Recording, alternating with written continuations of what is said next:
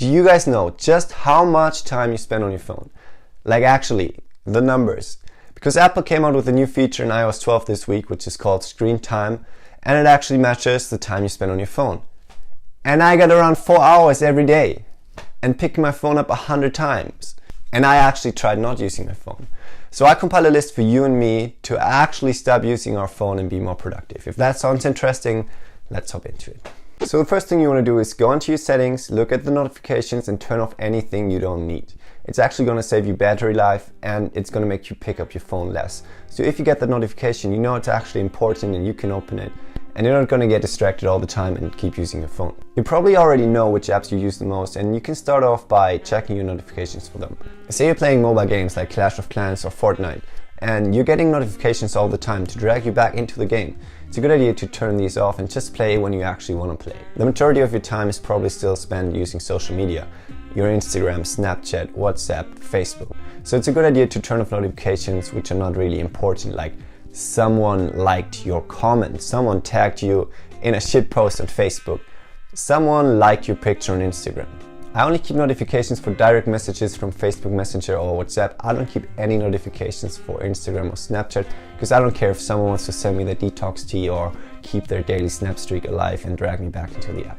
Another more drastic version of this tip is just deleting the entire app of your phone. So I deleted Facebook probably about a year ago from my phone and I never reinstalled it. See, if you have this app sitting on your home screen, it's just way more likely for you to click it because you see it all the time. What you can do instead is use the browser version of Facebook on your phone because it's going to use less data, it's going to save you battery, and you're not going to use it as much because it doesn't sit on your home screen.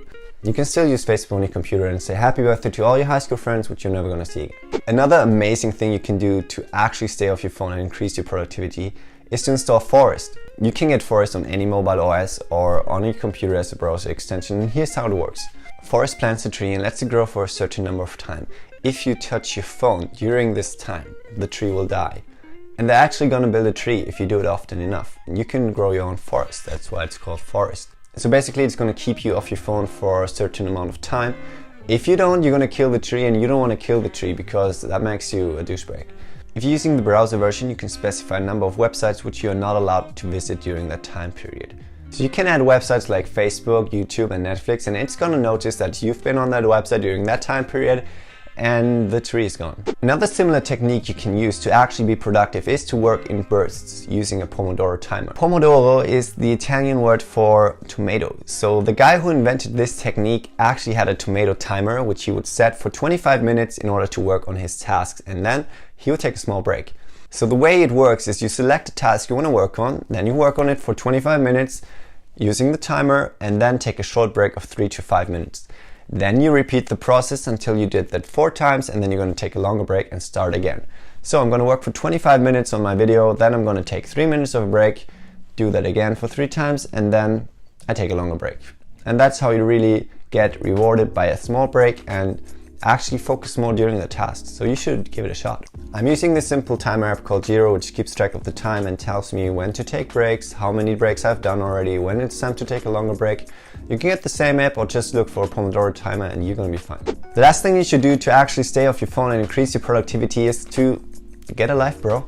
I know it's kind of obvious, but keeping yourself busy, going out with friends or doing sports outside is gonna go a long way in you spending less time on your phone, and it's actually doing productive things. It's also good to introduce a rule not to use your phone when you're out with your friends or family or you're on a date, because it's just gonna make you look uninterested.